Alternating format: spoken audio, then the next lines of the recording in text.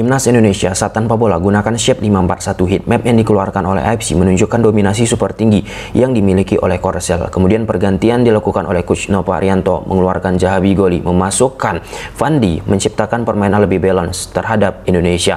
Ya, Indonesia berhasil mengalahkan Korea Selatan dengan skor akhir 0-1 di turnamen Piala Asia U17. Sebelum lebih jauh, aku mau bawa sobat sana untuk ingatkan teman-teman, ketika teman-teman tonton video ini, jangan lupa tekan tombol like dan tombol subscribe karena aku mendapatkan data statistik baik nonton kanal YouTube dan media sekitar ternyata belum menekan tombol subscribe, jadi aku harap kawan-kawan melakukannya. Oke, kita ke papan taktik. Di atas kertas, Korea Selatan gunakan pola 1-4-2-3-1, sedangkan Indonesia gunakan pola 1-3-4-3 atau penyebutannya bisa menjadi 1-3-4-2-1.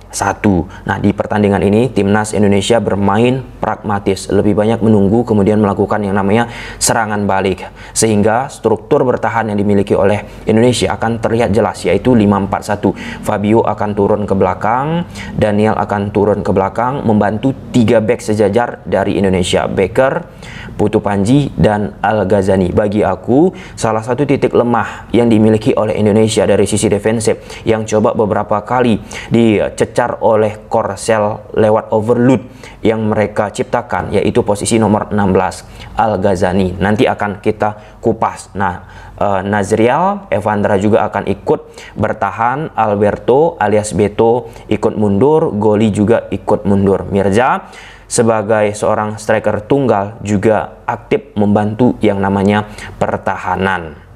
Lalu pada fase attacking tentu struktur formasi yang dimiliki oleh Korsel ini pun akan berubah. Kim Min Chan akan naik menjaga sisi kelebaran sebelah kiri yang dimiliki oleh Korsel. Lim Yi Chan nomor 13 fullback kanan juga melakukan hal serupa, akan naik. Nomor 16 berada di sini, nomor 14 berada di sini. Kemudian Son Yuwo akan naik, Hyun nomor 20 akan naik. Nomor 8, nomor 23 yang dimiliki oleh Korsel secara positioning bentuknya akan gini. Nah, 2-2. Nah, Kim Ye-gon memiliki peran yang sangat amat penting kawan-kawan dalam mendistribusikan bola di saat nomor 23 dan nomor 8 ini tidak cukup provide melakukannya. Dengan apa? Kim Ye-gon turun ke bawah untuk menjemput mengambil bola, dan pada beberapa momen Kim Ye-gon juga ikut naik ke depan kawan-kawan melakukan yang namanya attacking seperti ini, nah, atau posisi seperti ini. Nah, jadi jumlah yang coba diciptakan oleh pemain Korsel pada momen attacking di beberapa sesi membentuk 2-2-6 dengan supporting dari fullback kiri ataupun fullback kanan. Harapannya apa? Nah, secara superioritas jumlah bisa mengalahkan struktur 5 pemain belakang yang dimiliki oleh Indonesia. Kita kembalikan dulu, Lim Yi Chan seperti ini, Kim Min Chan seperti ini. Nah, salah satu tempat yang coba diekspos oleh Korsel pada fase attacking yaitu posisi Al Ghazani. Seperti yang kita katakan tadi, Kim Min Chan akan naik mengikat Fabio yang pasti, kemudian gerakan nomor 14 ini diharapkan bisa menarik Al Ghazani, sehingga nomor 9 striker Korsel akan menciptakan yang namanya supporting untuk bergerak ke sisi yang bocor ini. Nah, tentu diharapkan Panji juga akan mengikuti kan. Nah, dengan overload diciptakan oleh pemain-pemain dari Korsel pada fase attacking yang dilakukan oleh pemain Korsel menyecar ke posisi tersebut, ternyata tidak berjalan sesuai dengan harapan kawan-kawan. Irama 5-4-1 yang dimiliki oleh Indonesia berhasil juga menciptakan kerapatan lagi, compact defense Evandra Nazriel ke arah serangan yang coba dilakukan. Nah, nomor 9 ini pun menurut data yang aku himpun kawan-kawan, dia nggak begitu bagus juga, nggak punya begitu pengalaman ya bermain di level U17 lah. Nah, bersama-sama apalagi, sehingga beberapa momentum yang dia dapatkan dari sisi peluang bisa dipatahkan oleh pemain-pemain timnas U17. Nah, di saat sektor posisi sebelah kiri ini deadlock, mentok, serangan diupayakan oleh pemain Korsel, maka dipindahkan bola ini ke sektor sebelah kanan dari permainan Korsel.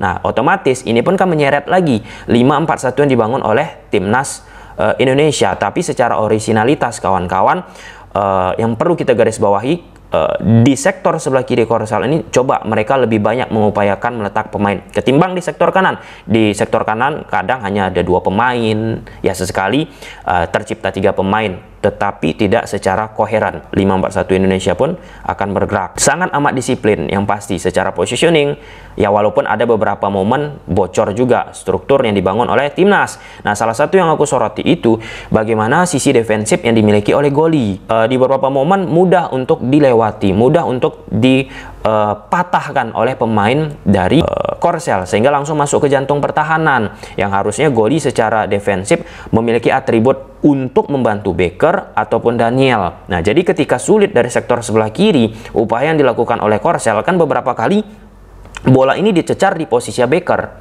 Nah, lalu di babak kedua dilakukanlah pergantian, Goli ditarik keluar. Terlepas apakah itu memang rotasi ataupun ada cedera ataupun ada tidak nyaman terhadap Goli, bagi aku pergantian yang dilakukan memasukkan Fandi lebih cemerlang, lebih provide untuk menciptakan pertahanan yang oke, khusus pada saat menghadapi Korsel ya kawan-kawan. Dan secara posisi pun Fandi akan switch position dia. Nah, Alberto kan saat tanpa bola Indonesia saat ada Goli berada di posisi kanan. Nah, saat masuk Fandi, Alberto di posisi kiri, Fandi di sektor kanan.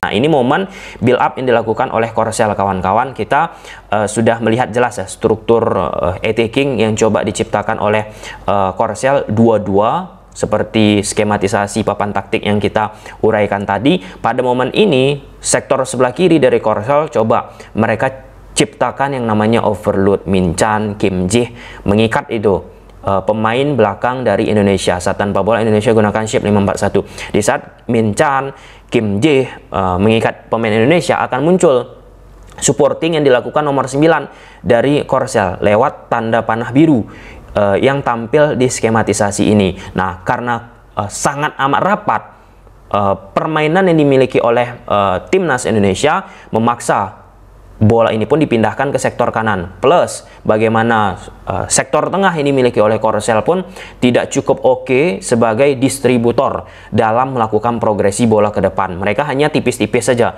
umpan-umpan yang mereka lakukan. Tidak ada umpan beresiko ataupun umpan terupas. Ini momen build up kembali dilakukan oleh Korsel kawan-kawan. Terlihat jelas ya, sisi sebelah kiri dari Korsel, Min Chan, Ji Hyuk, kemudian Hee Jung.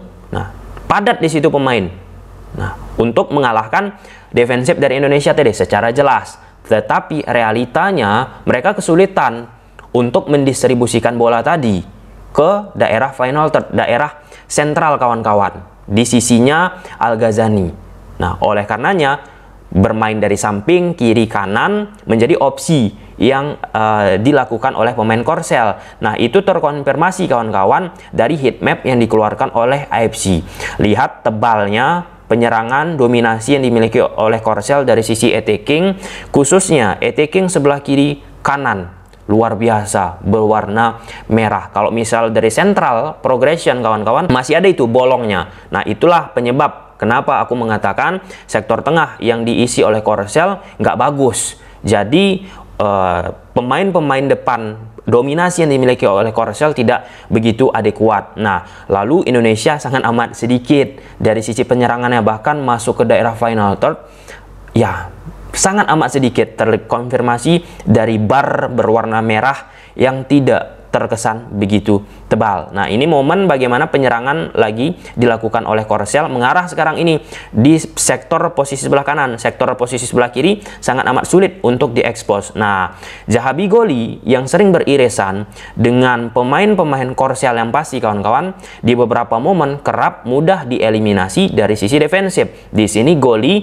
yang berhadapan dengan Kim Ye-gon, attacking midfielder nomor 10 yang dimiliki oleh Korsel, dengan mudah dilewati oleh Kim Ye-gon. Nah, jadi terciptalah sebuah tingkat berbahaya dari sisi defensif timnas Indonesia. Lalu di saat Korea sulit untuk mendistribusikan bola dari kaki ke kaki, mereka pun sering melakukan yang namanya long pass. Nah, ini dari posisi center back-nya nomor 20 melakukan long pass langsung ke depan. Tentu ini harapannya second ball ya, dari duel udara karena postur yang dimiliki oleh Korsel tinggi kawan-kawan, tetapi tidak mampu juga mereka memanfaatkan secara prima. terlihat nomor 9 Ju Hee-jung pun tidak proper untuk sebagai target man dari sektor Korsel itu sendiri. Aku bukan katakan compact defense, catenaccio, whatever, apapun lah itu yang dilakukan oleh Indonesia bagus juga.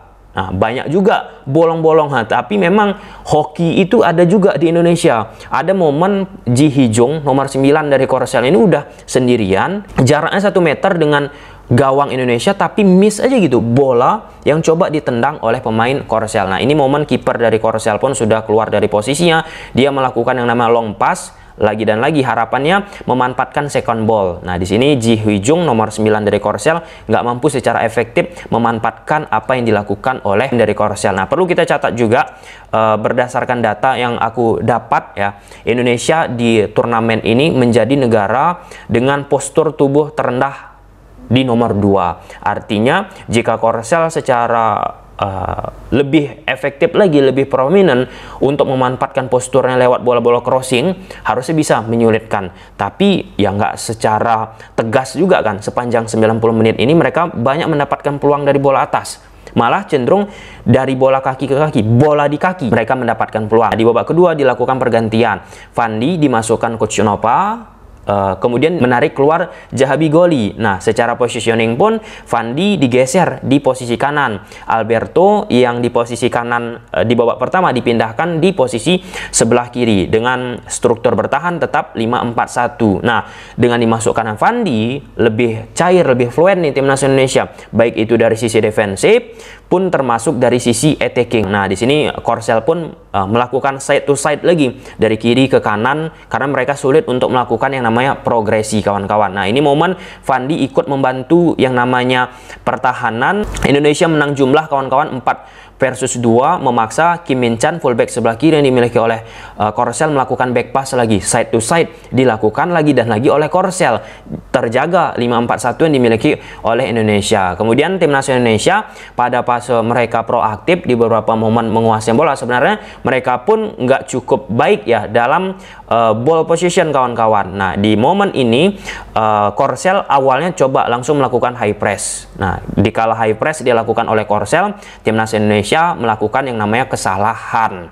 Nah, yang menariknya kawan-kawan, Korsel pun nggak secara agresif untuk melakukan yang nama high pressing. Mereka menahan juga, terlihat dari struktur build up yang dilakukan oleh timnas ini, mereka menunggu di daerah tengah, mid block kawan-kawan. Aku berpikir kenapa Korsel menurunkan garis pertahanannya, mereka takut juga nih dengan counter attack yang dimiliki oleh timnas Indonesia. Nah, di sini Evandra mendapatkan space dari umpan yang dilakukan oleh pemain Indonesia kawan-kawan saat tanpa bola. Korsel pun membaca dengan apik apa yang dilakukan oleh Indonesia kawan-kawan. Strukturnya di beberapa momen berubah menjadi 5-4-1. Kenapa berubah jadi 5-4-1? Karena Jin Geon, salah satu pemain tengah yang dimiliki oleh Korsel, ikut berperan aktif untuk membantu 4 pemain belakang yang dimiliki oleh Korsel dalam artikulasi memblocking gerakan Alberto yang berada di koridor half space sebelah kanan. Nah, di sini situasinya sektor tengah Indonesia menang orang. Nazriel Evandra disupporting oleh Goli.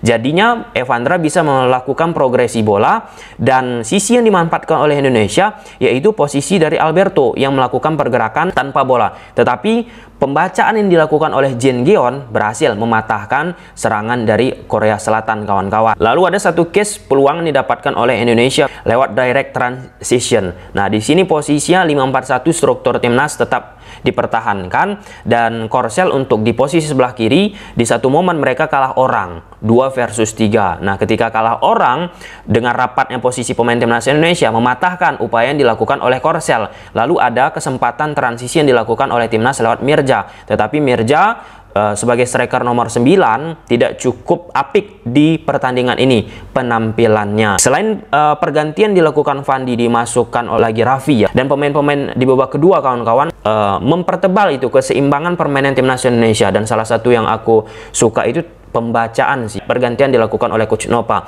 Terkesan malah Korsel lamban melakukan pergantian pemain di saat mereka sudah deadlock itu.